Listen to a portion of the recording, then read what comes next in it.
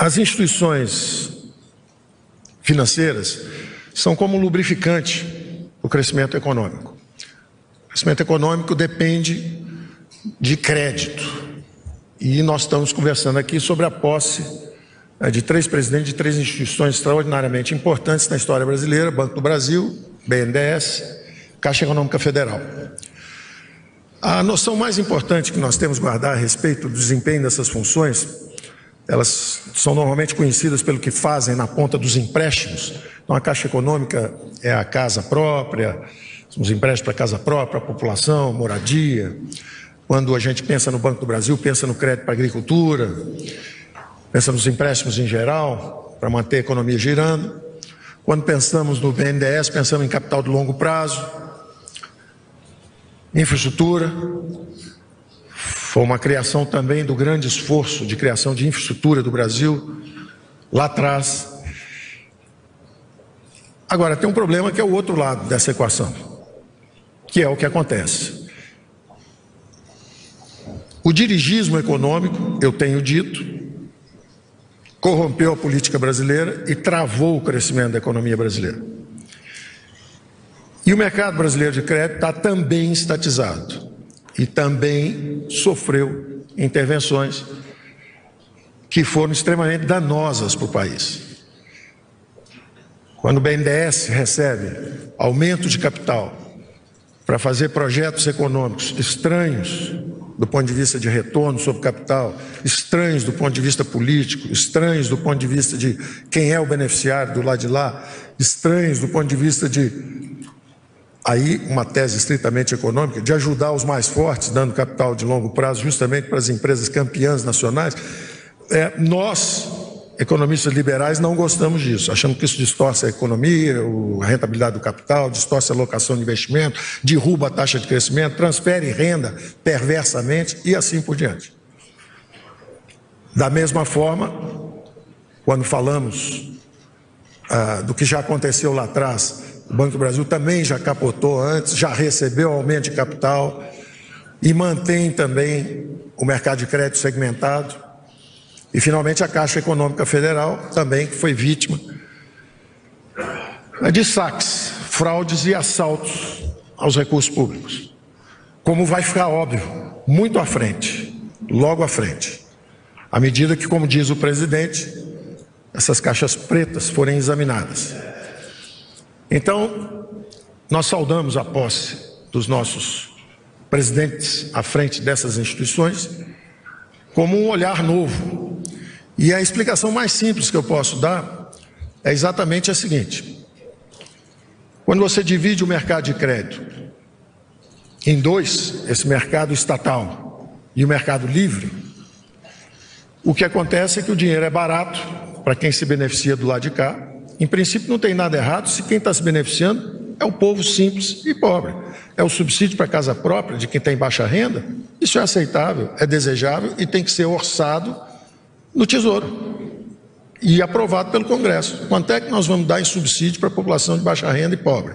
Não tem problema nenhum nisso. Você não pode usar a desculpa de que existem instituições para fazer transferência de rendas corretas para as classes mais pobres, para concentrar o poder ali, e aí você desvirtua o funcionamento dessas instituições. Então, se você achar dinheiro, recursos públicos, está sendo passado exatamente de uma forma regressiva, transferindo renda regressivamente, transferindo renda em falcatrua, ou para aliança política, ou para ajudar amigos dos reis, quer dizer, empresários que são amigos, que chegam mais perto do poder econômico em Brasília, compram influência parlamentar, está errado. E esses presidentes vão assumir sabendo disso, que essa é a tarefa deles, é fazer a coisa funcionar direito, fazer a coisa funcionar da forma certa. Então, o que existe hoje é um dinheiro barato, que está sendo desvirtuado aqui, e um dinheiro muito caro do outro lado. Não só porque o governo reduziu o pool de recursos à disposição da economia, porque quando ele pega uma parte importante daquilo e bloqueia, através justamente da estatização do crédito, quando esse crédito é estatizado, sobra menos para o resto do Brasil. E aí os juros são absurdos. E além disso, para fazer essa generosidade, às vezes correta, socialmente correta, mas às vezes socialmente perversa e muitas vezes corrupta, quando estão fazendo esses favores do lado de cá, financiam com endividamento em bola de neve do lado de lá. Então um juro vai para a Lua, que é o juro que o povo brasileiro, 200 milhões, experimenta, e o outro juro é baratinho. E é esse tipo de distorção que essa equipe vai tentar eliminar, nos três segmentos. Nos três segmentos. É simplesmente isso que eu tenho a dizer. Acho que o time comunga da mesma filosofia. Essa filosofia é a filosofia do presidente. O presidente passou essa filosofia, quer dizer, a campanha dele foi em cima disso, quer dizer, vamos fazer a coisa direito, em cima de princípios e valores corretos, vamos acabar com falcatrua, com esse tipo de coisa. E nós estamos equipando o presidente tecnicamente para fazer essa entrega aos eleitores e, na verdade, a todo o povo brasileiro que cansou de assistir esse desvirtuamento das funções públicas. E, principalmente, no nosso caso específico aqui hoje, um desvirtuamento usando a máquina de crédito do Estado. A máquina de crédito do Estado sofreu desvirtuamento. Perderam-se os bancos públicos, e eu usei essa expressão antes, através de associações perversas entre piratas privados, burocratas corruptos e algumas criaturas do pântano político. Isso não é o futuro que nós queremos para o país. Obrigado.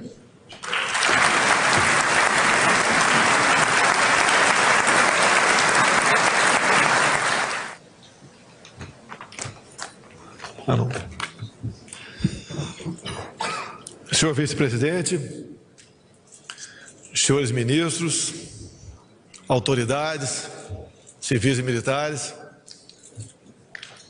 brasileiros, bom dia. Com toda certeza, o evento está bastante concorrido porque são os homens do dinheiro que estão aqui. Só que dessa vez é o dinheiro do bem.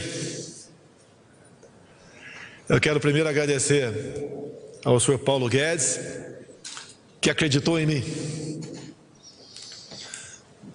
E, obviamente, ele passou a me conhecer a partir daquele momento, de uns 2 anos aproximadamente, e eu disse para ele: eu acredito no senhor. E ele já falou que poderia chamá-lo de você, mas a nossa formação não permite isso. Eu, Academia Militar das Agulhas Negras, e ele, Colégio Militar. Mas nasceu ali uma amizade.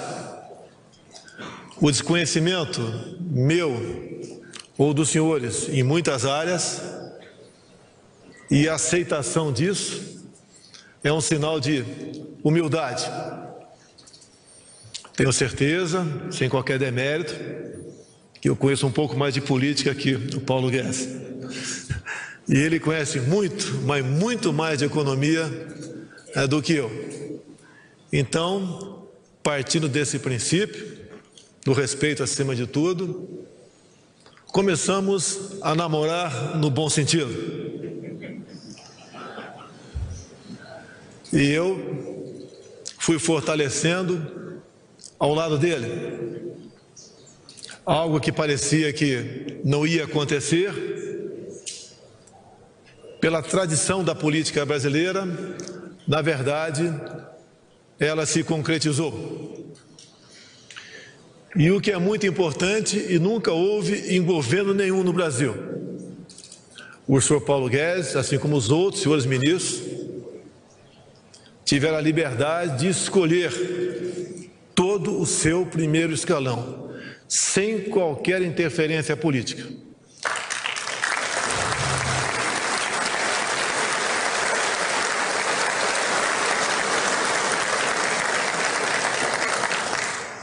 Os hoje aqui titulares do BNDES, do Banco do Brasil e da Caixa Econômica escolheram todos os seus diretores. Há pouco, com a experiência de 28 anos de parlamentar, o que mais se ouvia era uma verdadeira briga por qual partido político ia ficar com essa ou aquela diretoria de banco.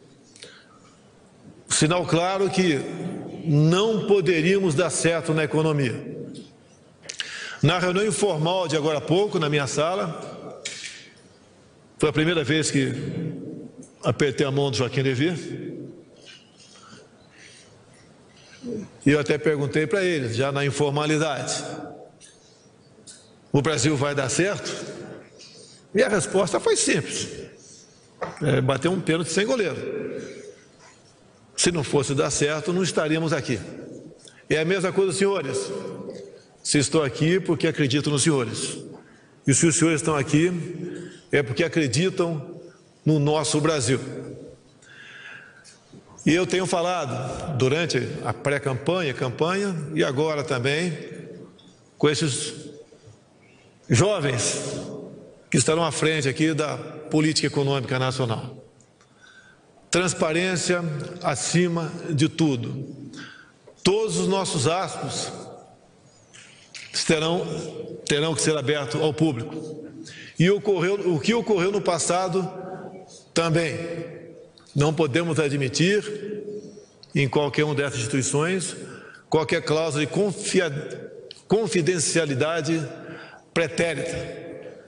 Aqueles que foram a essas instituições, por serem amigos do rei, buscar privilégios, ninguém vai persegui-los.